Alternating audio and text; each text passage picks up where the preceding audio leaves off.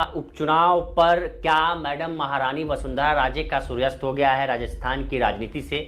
क्योंकि जो उम्मीदवार हैं कांग्रेस के प्रमोद जंभाया वो चुनाव जीत चुके हैं। चुनाव जीतने के साथ ही राजस्थान की राजनीति में भी बहुत बड़ा परिवर्तन होने जा रहा है। अब सवाल उठने लगा है कि जो अंता सीट है वो हड़ौती की सबसे प्रमुख सीट है और इस सीट पर होल्ड किसका था? तो मैडम महारानी का, वसुंधरा राजे का।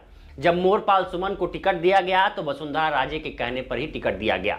आलाकमान ये वेट करता रहा कि वसुंधरा राजे का जब वीटो लगेगा तब किसी को टिकट दिया जाएगा। वसुंधरा राजे ने नाम आगे किया, तब उनको टिकट मिला। लेकिन अब मोरपाल सुमन चुनाव हार गए हैं और इसी के साथ जो साख है वसुंधरा राजे की, राजस्थान की पॉलिटिक्स में ये विचार होने लगा है कि क्या वसुंधरा राजे की राजनीति का सूर्यास्त होने लगा है।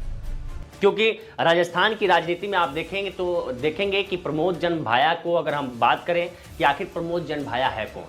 प्रमोद जंभाया राजस्थान राजनीति के एक बड़े पॉलिटिशियन हैं और बड़े पैसे वाले, रसूख वाले भी व्यक्ति हैं। कहते हैं कि कांग्रेस के कई नेताओं के घर उनके पैसों से चलते हैं। ये राजनीतिक गलियारों में ये बात की चर्चा है। प्रमोद जंभाया को टिकट यही अंतर विधानसभा चुनाव 2000 जब ये 23 का हुआ था तो ये चुनाव जीते थे, लेकिन वहाँ से कंवर लाल मीणा बीजेपी के चुनाव जीत गए। लेकिन जब उनकी सदस्यता रद्द हुई तो ये उसी सीट पर उपचुनाव हुआ। प्रमोद जंभाया से पहले नरेश मीणा इस सीट पर दावेदार थे। नरेश मीणा हालांकि इंडिपेंडेंट निर्दलीय चुनाव लड़ रहे हैं, लेकिन अब वो तीसरे स्थान पर हैं।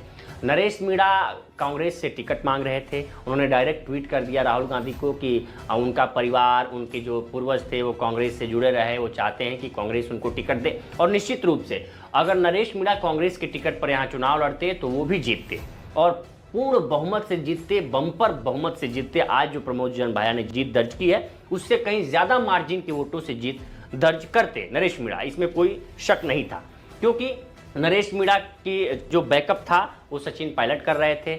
लेकिन ये एक राजनीतिक गलियारों में, राजस्थान के राजनीतिक गलियारों में एक चर्चा हुई कि चूंकि अंता सीट वसुंधरा राजे की सीट है और वसुंधरा राजे और गहलोत की एक दूसरे के पूरक हैं, तो ये राजनीतिक गलियारों में चर्चा थी कि वसुंधरा राजे के कहने पर ही नरेश मीणा को कांग्रेस से टिकट नहीं दिया गया।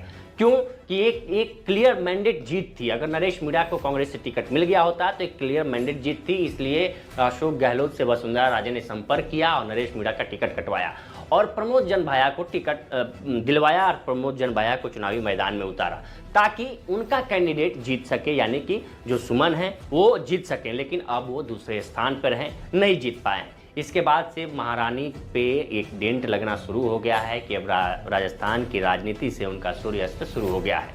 चूंकि प्रमोद जंभाया के चुनाव जिताने में सचिन पायलट की अहम भूमिका रही, क्योंकि गुर्जर वोट बैंक और जो युवा वोट बैंक है वो सचिन पायलट की तरफ था। इसीलिए प्रमोद जंभाया को के साथ सचिन पायलट का रोड शो कराया गया ताकि जो उनके समर्थक हैं, सचिन पायलट के समर्थक, वो आ सकें और यही हुआ भी, वोट कन्वर्ट भी हुआ। लेकिन नरेश मीणा की अब आगे की राजनीति क्या होगी? नरेश मीणा क्या आगे के लिए कहीं दूसरी सुरक्षित सीट तलाशेंगे या अंता पर ही बने रहेंगे? ये सवाल पूछा जा रहा है। लेकिन सबसे बड़ा सवाल है कि इस राजनीति से दो ध्रुवों में एक जो है वो एक साफ नजर आ रहा है कि वसुंधरा राजे का सूर्यास्त हो रहा है। अभी भी